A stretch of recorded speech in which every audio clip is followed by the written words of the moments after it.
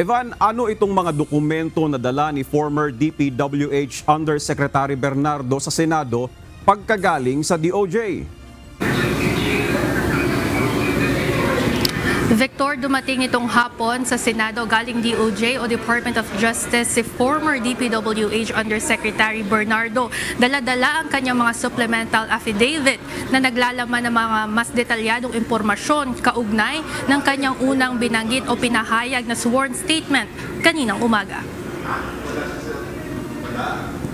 Matapos ang ilang oras na pag-uusap sa Department of Justice ni dating DPWH Undersecretary Roberto Bernardo at Secretary of Justice Jesus Crispin Remulla, kasama na rin sa protected witnesses ng ahensya ang dating Undersecretary. Ayon kay Justice Secretary Remulla, ang proteksyon na kanilang ibibigay kay Bernardo at sa iba pa ay provisional sa ilalim ng Witness Protection Program at hindi pa ibig sabihin na sila ay state witnesses na. It's our duty to protect them because witnesses who will testify in a criminal prosecution for the government against the persons who violated the law need protection. And they ask us for help, they wrote us letters, at least we can offer physical protection.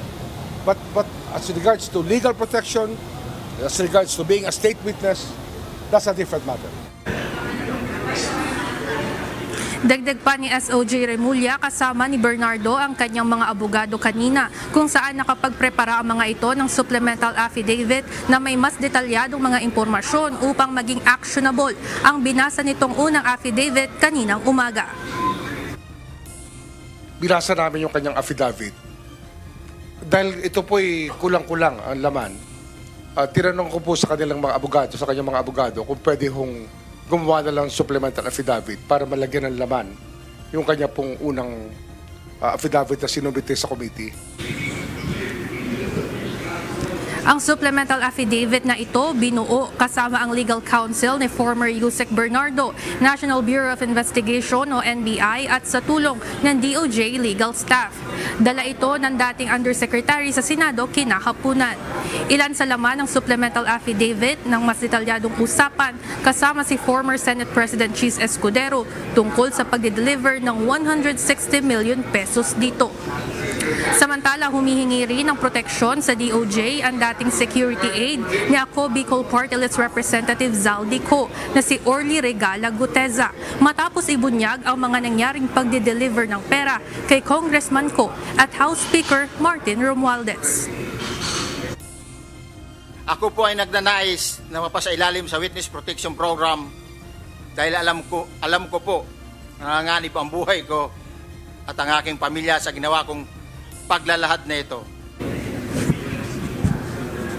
Ayon kay SOJ Remulla, normal na dumarami ang nagnanais na mapasailalim sa Witness Protection Program sa gitna ng mga nangyayaring investigasyon, lalo na at maaaring maabsuelto sa lahat ng liabilities kapag nabilang na state witness.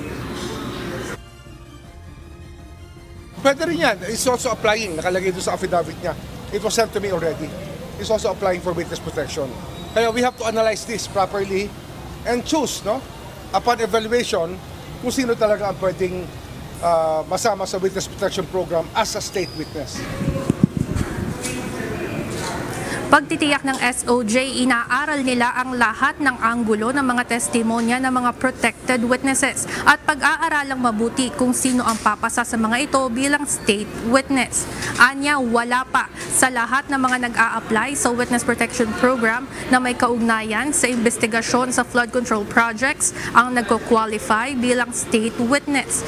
Giit nito, hindi lahat ay pwedeng maging state witness at kailangan pa ring may managot sa harap ng batas.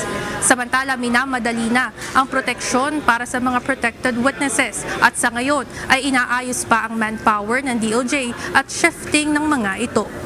Hihingi rin aniya sila ng tulong sa Philippine National Police o PNP para sa police presence kung saan tumutuloy ang mga naturang witnesses. Victor, bago matapos ang hearing kanina ayon kay Orly Guteza, ay mayroon siyang service firearms at ayaw na niyang sumailalim sa Witness Protection Program dahil anya, kaya naman niyang ipagtanggol o depensahan ang kanyang sarili. Samantala, ayon naman kay SOJ Remulla, makikipag-usap siya kay Senate President Tito Soto III patungkol sa proseso ng seguridad para sa mga protected witnesses, pati na rin ang gagawing evaluation kung papasa ang mga ito bilang state witness. Yan muna ang update mula dito sa Senado. Balik sa inyo dyan, Victor. Maraming salamat, Evan Alvarez.